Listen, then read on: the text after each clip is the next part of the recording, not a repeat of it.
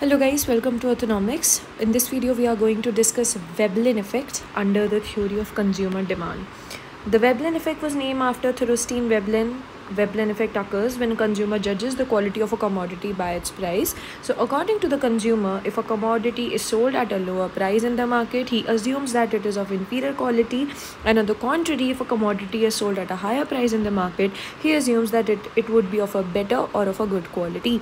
We can take the example of Apple products which are sold at a higher price in the market, hence people tend to think that they are of better quality.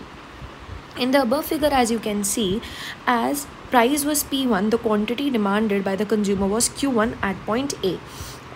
And as the price falls, naturally the demand shifts from Q1 to Q2 because of the inverse relationship that exists between price and quantity demanded.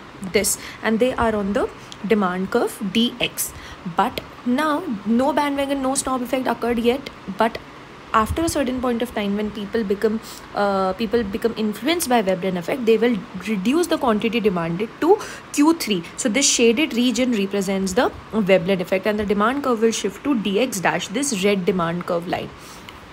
Now, points to be noted are: if Veblen effect is more significant, it makes the demand curve upward sloping, which is the contrary to law of demand. This upward sloping demand curve, if Veblen effect is very significant, the demand will reduce from Q2 to Q4 directly.